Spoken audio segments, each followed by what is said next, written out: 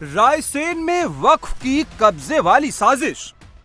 कैसे है उनकी जमीन? हमें तो कई पीढ़ी की बूढ़ी सियाने की जमीन है, हम कब के रह रहा है, हजारों साल पुरानी बात है। का हमारे ससुर भी मर गए, हमारे आदमी भी मर गया।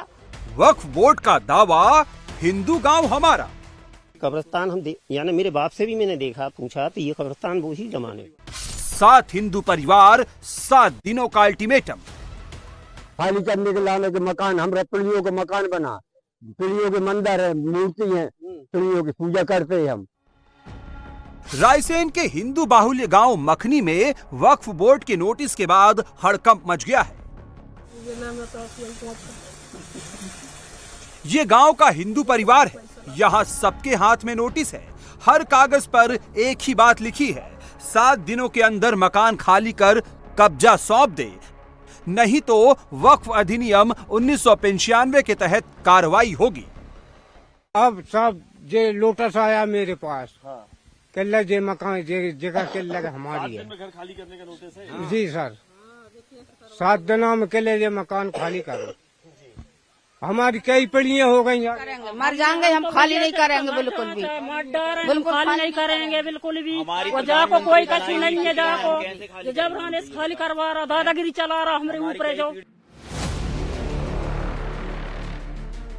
जिस गांव में हिंदुओं के घर हैं, मंदिर है, शिवलिंग है, प्राचीन मूर्तियां हैं, जहां कदम कदम पर सनातन के निशान हैं, सनातन की पहचान है, वहां वक्फ अपना तंबू गाड़ने की तैयारी में है।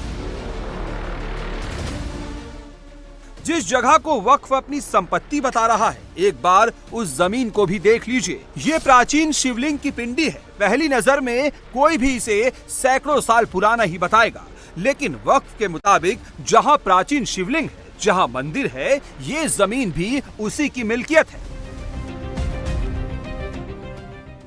मखानी गांव में सिर्फ प्राचीन शिवलिंग ही नहीं, प्राचीन मूर्तियां भी हैं। इन मूर्तियों को देखकर आप अंदाजा लगा सकते हैं कि ये कितनी पुरानी होंगी, लेकिन वक्फ के मुताबिक जहां ये मूर्तियां स्थापित है, ये सारी जमीन उसकी है।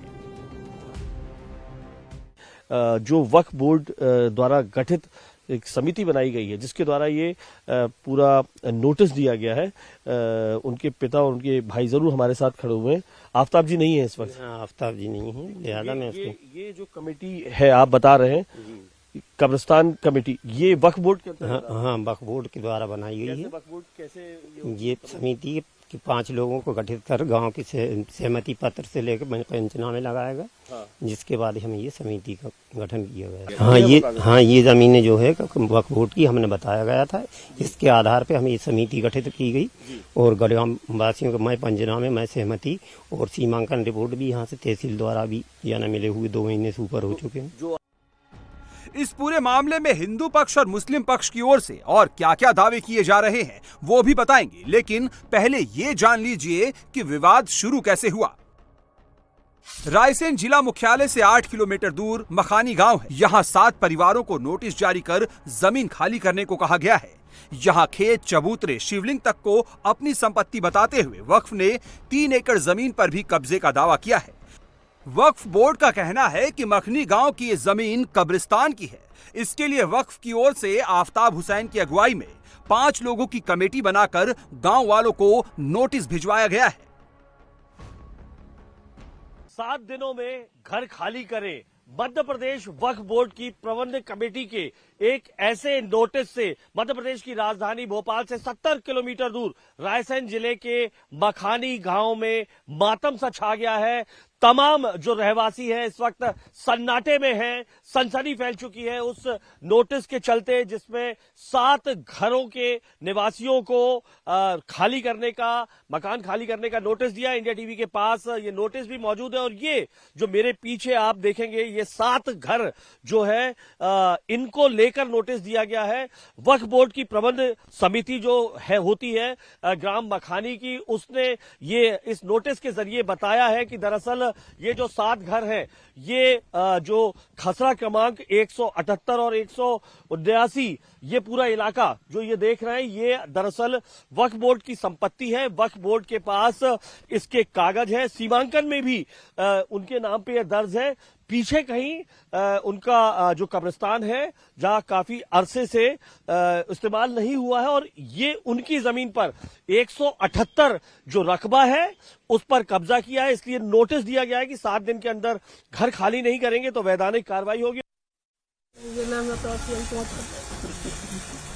वक्फ बोर्ड के नोटिस के बाद से हिंदू परिवारों में अपना घर अपना गांव छूटने का डर साफ दिख रहा है।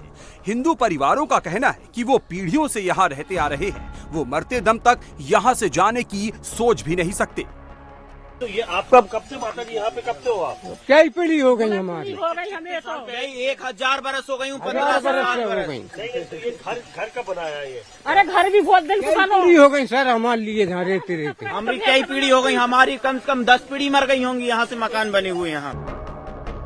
जिस माखनी गांव की जमीन पर वक्फ बोर्ड दावा कर रहा है, जिस माखनी गांव में बने मंदिर, शिवालय और चबूतरों को वक्फ कब्रिस्तान की जमीन बता रहा है, वहां की डेमोग्राफी जानेंगे तो आप भी हैरान रह जाएंगे। माखनी गांव में करीब 350 परिवार रहते हैं। 1700 की आबादी वाले इस गांव में 850 मतदाता हैं। गांव में सिर्फ एक मुस्लिम परिवार है जिनमें करीब 20 सदस्य हैं। मतलब 1700 की आबादी वाले गांव में हिंदुओं की तादाद 1680 के करीब है। इन आंकड़ों से आप अंदाजा लगा लीजिए कि जिस गांव में मुस्लिम आबादी 1.5% से भी कम है, वहां हिंदू परिवारों पर ही बेदखली के लिए दबाव बनाया जा रहा है। मुस्लिम पक्ष दावा कर रहा है कि गांव में कब्रिस्तान उनके दादा परदादा के जमाने से है, जबकि दूसरी तरफ हिंदू पक्ष खुद पीढ़ियों से यहाँ रहने का दावा कर रहा है। कितने साल से आप लोग यहाँ रह रहे हो? यहाँ सन 47 से पुराना ठिकाना है सर। हाँ, जी हमारे दादा आपकी यूनानी शफाना इब्राहिमपुरा भोपाल में यानी हकीम थे, जिसके बाद मेरे पिताजी पुलिस में भी। आप अभी आए हो? नहीं, ये सर इनका बनाया पूर्व पिंडा। ये मेरी 63 साल की उम्र। कब से आपके? ये कब्रिस्तान हम यानी मेरे बाप से भी मैंने देखा, पूछा तो ये कब्रिस्तान वो ही जमाने खाली करने के लाने के मकान, हम पीढ़ियों के मकान बना, पीढ़ियों के मंदिर है, मूर्ति है, पीढ़ियों की पूजा करते हैं हम हैं। जिस जगह हिंदू परिवारों के घर बने हैं, नक्शे में वो जमीन खसरा नंबर 178 है। जिस जगह मंदिर है वो नक्शे में खसरा नंबर 179 है। मुस्लिम पक्ष के मुताबिक ये पूरी जमीन वक्फ की है। इसके लिए मुस्लिम पक्ष की ओर से दस्तावेज होने के भी दावे किए गए हैं। लेकिन इंडिया टीवी ने जब हिंदू परिवारों से बात की तो उन्होंने वक्फ बोर्ड के दावों को फर्जी करार दिया।